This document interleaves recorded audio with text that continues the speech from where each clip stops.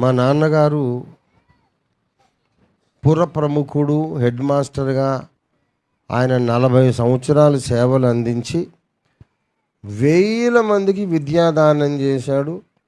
ఆయన స్కూల్ పెట్టిన కొత్తలు ఆయన దగ్గర ఓనమాలు దిద్దిన వాళ్ళు తర్వాత పోలీస్ ఆఫీసర్స్ అయ్యారు, కలెక్టర్స్ అయ్యారు, ఎస్పీలు అయ్యారు, ఉన్నత స్థానాలకు ఎదిగారు.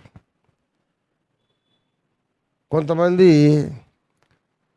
సైకిల్ మీద పోయేవాళ్ళు, అప్పట్లో అంతా సైకిలే కదా, స్కూటర్లు కూడా లేవు. ఇంకా సైకిల్ మీద పోయేవాళ్ళు నాన్నగారు ఎదురొస్తూ ఉంటే చట్టుకుని సైకిల్ దిగుతారు. దిగేసి దగ్గరికి వెళ్ళి నమస్కారం సార్ అని చెప్పి ఆయన దాటి వెళ్ళిపోయిన దాకా ఉండి అప్పుడు సైకిల్కి వెళ్తారు. కొంతమంది ఆయన నడుస్తుంటే వీళ్ళు కూడా ఎదురు నడుస్తూనే వస్తారు. కానీ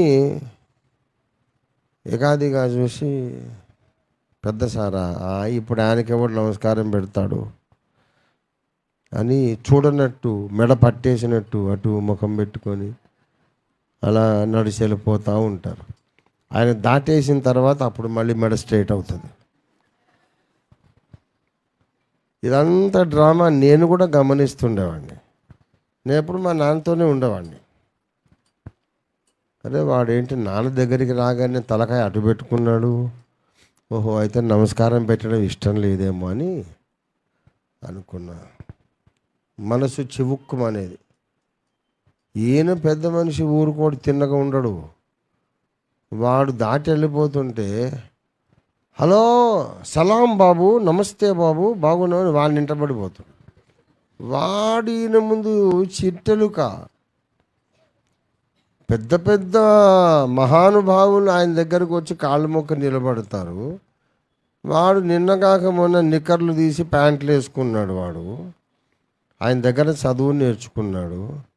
హలో బాబు హౌ ఆర్ యూ అని వాడి ఇంటి పోయి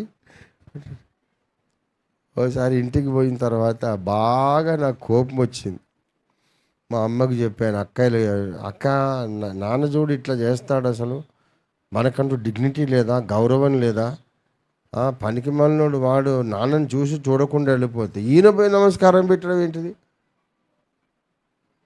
నాన్ సెన్స్ కదా, ఏంటిది నాన్నని అట్లా చేయకు, మాకెంత తలవంపులు, ఎంత అవమానం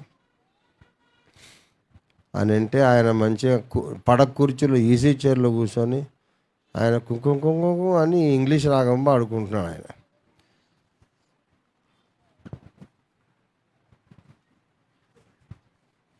చాలాసేపు ఆయన మీద అరిసిన తర్వాత అప్పుడు వచ్చి ఏంట్రా మీకు బాధ కలిగిందా,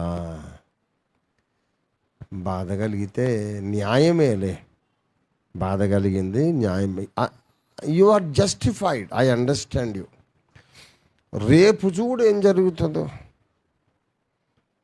రేపు చూడు ఏం జరుగుతుందో అన్నాడు. నెక్స్ట్ డే మళ్ళా నాన్నగారు ఎదురొస్తే వాడు ఫర్లాంగ్ దూరం ఉన్నోడు అక్కడి నుంచి పరిగెత్తుకొచ్చి నమస్కారం సార్ అంటున్నాడు. ఎందుకు, నేను పెట్టకపోతే ఈయన నాకు నమస్కారం పెడతాడు, పెడితే ఊర్లో పెద్దలందరూ చూసి వీని గడ్డి పెడుతున్నారు, రే ఏమరా అంత బలుపా, పెద్ద సార్ అటువంటోడు నీకు నమస్కారం పెట్టడం ఏంట్రా, పనికి మాలిన విధవా, పెద్దలను గౌరవించడం నేర్చుకో అని వాడిని చీవాట్లు పెట్టి, వాడి తలకాయ ముఖం వాచిపోయేదాకా చీవాట్లు పెట్టి, వాళ్ళు ఇంకొకరికి చెప్పి ఒకరు వాడి ఇంట్లో చెప్పి, వాళ్ళ అమ్మ నాన్నలు తిట్టి, తోడబుట్టిన వాళ్ళు తిట్టి, ఒక 500-600 మందితో తిట్టుతున్నాడు వాడు.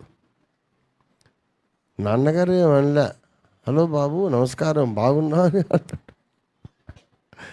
అనేసరికి వాడికి జీవితకాలం ఒక పాఠం అయిపోయింది. ఇది నా కళ్ళ ముందు నేను ప్రత్యక్షంగా నేను దీనికి సాక్షిని.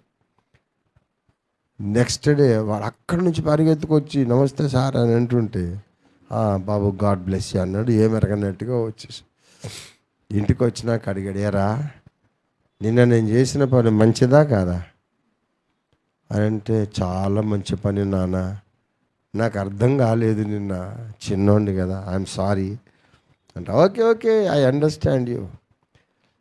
అవతల వాడికి క్రమము మర్యాద నేర్పించే పద్ధతిరా ఇది. వాడికి తెలియకపోతే మనమైనా పాటించి చూపిస్తే చిరస్థాయిగా పాఠం ఉండిపోతుంది. అప్పుడు సమాజంలో ప్రతి చిన్నవాడు పెద్దవాళ్లను గౌరవిస్తాడు. సమాజం స్వర్గం అయిపోతుంది. దేవునికి స్తోత్రం కలుగును గాక.